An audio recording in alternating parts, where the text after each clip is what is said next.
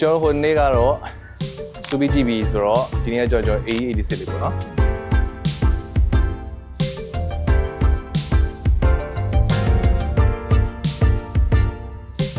အဲ့လေးကိုချက်လောက်လေးရှင်းပြပေးပါအောင်ဗျာဟုတ်ကဲ့ဒီကားလေးကတော့ one and only in မြန်မာပေါ့ one and only in Myanmar ဟုတ်ကဲ့ဗျာဟုတ်ဘယ်လိုမျိုး history ကြောင့်ကိုကကြိုက်ပါကျွန်တော်ဒီမျိုး initiative ကြိုက်လို့ initiative vibe လေးကြိုက်တယ်နောက်ပြီးတော့ဒီကားလေးက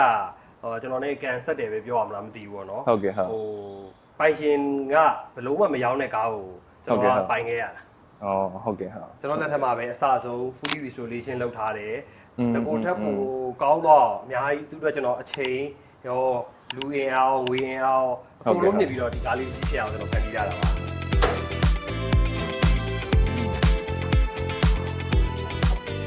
အင်ဂျင်ကကျွန်တော်ကိုတခြားဒီမှာ heat wrap တွေပါရောလောက်ထားတာတွေ့လောက်ထားတယ် 4EG နဲ့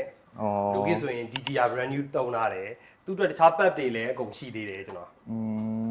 okay ကျွန်တော်ဒီမှာ engine white ဒါ engine white cooler နော် white cooler တွေပါလေ white cooler ပါတယ် okay ရန်ကြီးတော့မဟုတ်ဘူးသူဟိုရှိတင်ရှိတိုင်းတဲ့ဟာလေးပါပုံမှန်လေးပဲဒီကောင်ကို ITV တွေပါလို့ဖို့အစီအစဉ်မရှိဘူးလားနောက်ပိုင်းတော့ဖြည်းဖြည်းနဲ့လုပ်မယ်လို့တော့စဉ်းစားတာ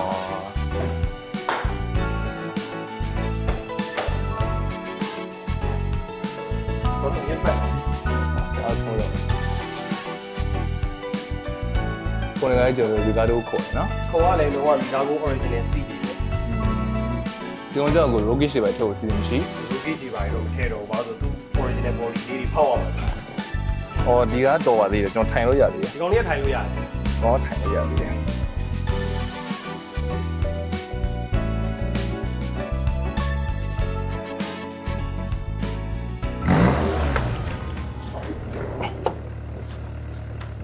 ဒီကောင်ကျတော့ကို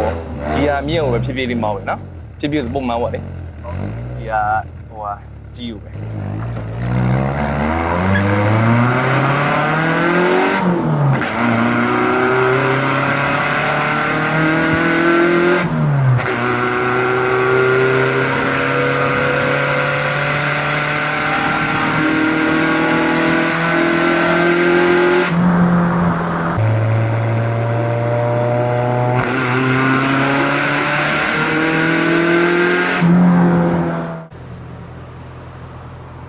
ဒါလေးပဲတက်သွားတော့မှန်နော်တက်သွားတယ်